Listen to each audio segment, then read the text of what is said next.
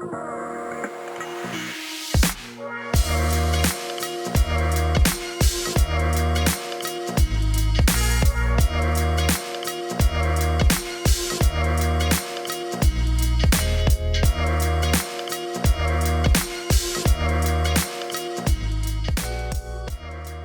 guys, and welcome to the Film Box. On today's episode, we're going to talk about the Sigma 50mm 1.2. Now, this is more of a first impressions video more than a long term review. I've only had this lens for 2 months. It was lent to me by one of the Sigma reps to try out. So I ain't not getting paid for this review, not even getting no affiliate link, none of that. And the sole purpose of it is just to kind of give you a first look at the lens and see if this is something that you may like. Because based on the Instagram story that I posted, a lot of people wanted to know about the lens. So we're gonna go, dive right into it. And they didn't even ask me to do anything, not even this review. They just wanted me to try out the lens. So, but I liked it so much that I really want to share with you guys what you can do with this lens. So let's start with build quality. So this lens is pretty simple. If you guys have had any experience with the Sigma lens, especially their art line, you know you're really getting your money's worth and you're getting great value, honestly, for these kind of lenses because the build quality is really nice. Like for example, this lens right here being one of the art lenses, is gonna have some of the function keys. So you have your, for example, your autofocus and manual focus switch on it, so you can go back and forth to turn off the autofocus. You also have the function button that you can assign any kind of function to it and just press it. So it's really nice to have that. And then the third one would be you have declickable aperture. So that's really nice to have as well. And you also have an aperture ring that will allow you to set your aperture manually if you don't like doing it through the dial with the camera. And then there is one more button, and that's just to lock the aperture to automatic so that you don't accidentally bump into it or switch it whenever you're shooting. I haven't had any issues with that just because the tactile and everything when it comes to switching the aperture is pretty good. It's not like too stiff and not too loose. It's just perfect. So never really had to use that button, but it's there in case you need it. As far as weight of this lens, I expected it to be a lot more heavier than I thought, especially being a 1.2 because the 1.4s are a little bit heavy already. So I figured 1.2 having more glass, it was going to be a lot heavier, but it's actually not. It feels really nice. And whenever you attach it to, for example, my case, I was using it with the Sony a7R5. It just felt really nice and balanced. It's a little bit heavy to the front, but nothing serious. The other thing that kind of surprised me is the size of this lens. I was honestly thinking it was going to be a lot bigger. So just for example, in my mind, I was thinking it was going to look more like the 135 millimeter 1.8 they have, which is looks huge, and from what I've seen on images and like on reviews. So in my mind, that's what I was imagining. But no, actually, the size of this is like pretty well. Honestly, not any bigger than 85 millimeter 1.4. So something to consider. So one of the three important topics I want to go over this would be the autofocus performance and accuracy. Because whenever you're shooting wide open, you definitely want to have something that's reliable and it's going to nail focus every time. I honestly had no issues whatsoever nailing focus with this, and especially at 1.2, it's very precise and it gets you really sharp results. So shooting it at 1.2, you always want to be careful where you're going to be focusing in at. So on my A7R5, I do have, for example, the eye focus on it. But I do like to use the zone focusing as well to focus on certain objects or like certain areas in the image.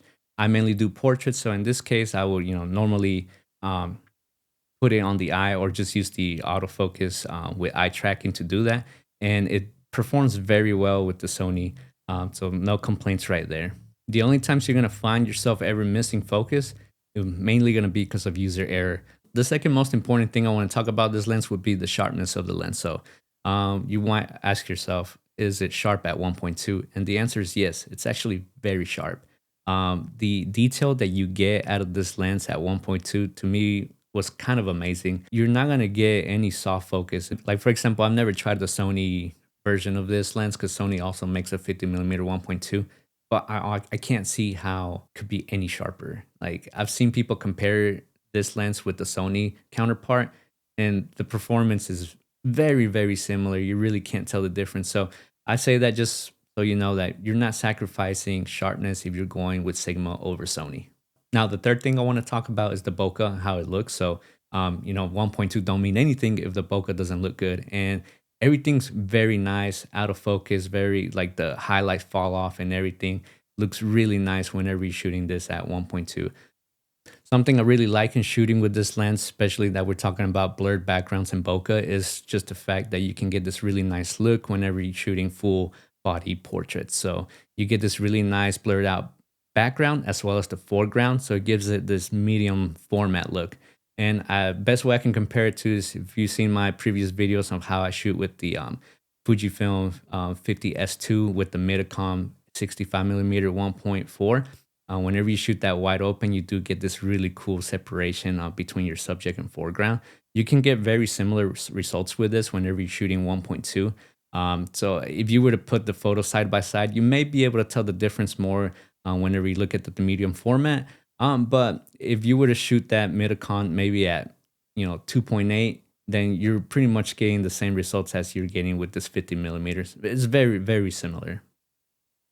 So let's go over the pricing of this lens. From the time of shooting this video, it's priced at $1,309 at the B&H website. So that's about $700 cheaper than the Sony version. And honestly, you're saving yourself $700 and you're not sacrificing anything when it comes to sharpness, the bokeh, and the autofocus performance. So you have the best of all worlds on this lens alone. And you get to keep $700 in your pocket that you could possibly use to buy another lens. So think about getting two lenses for the price of one, but having one of these in your camera bag. So you can't go wrong with that. So what's my conclusion with this lens? Well, let me tell you where I'm getting at with this lens. So I've come to find out 2025 is going to be the year of discovery. Because if you saw my last video about the Thypoc that I did, the Thypoc 28mm 1.4, I never cared for a 28mm focal length. But having used that lens, like I really want one now. I don't need it, but I want it. But I don't know, I kind of need it actually. Because that would be a really good like focal length to have besides 35. I've been a diehard fan of 35mm 1.4. That's been my go-to lens, the Sigma version, for the longest time.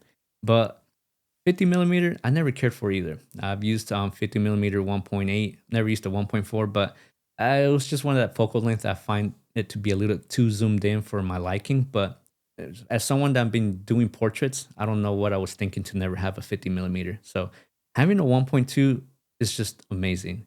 And I honestly gonna probably save up money this year to get one of these lenses because I really, really liked it. And from people, that I've heard talk about this lens, they say that that's one of their go-to lenses too whenever they do portraits and video work. So I'm definitely gonna get me one of these in the later years. So yeah, something to think about. And if you're one that would like to have a 50mm and maybe you can't afford the 1.2, 1.2 is honestly it's a luxury to have. And if you don't really need it, for example, for your kind of work, I can see if you're using it for like commercial work where you need like that 1.2 to have lower light, or weddings whenever you're shooting them like at night or things like that. 1.2 comes in pretty clutch and you just crank up the ISO a little bit more on your camera and you get really clean results. But if you're not doing anything like that, and you're just shooting portraits, just for fun, hobby, you can definitely just go with a 1.4 and really no one would ever tell the difference. The difference between 1.2 and 1.4 is not a whole lot. So I hope you guys enjoyed this video and I hope you guys like the images that I showed you guys. Like I said, I didn't have the chance to use as much as I wanted it to, but hopefully this year I'll be able to share more photos with you if I were to purchase and get to own one. So thank you so much for watching and make sure to share, like, and subscribe, and I'll see you next time.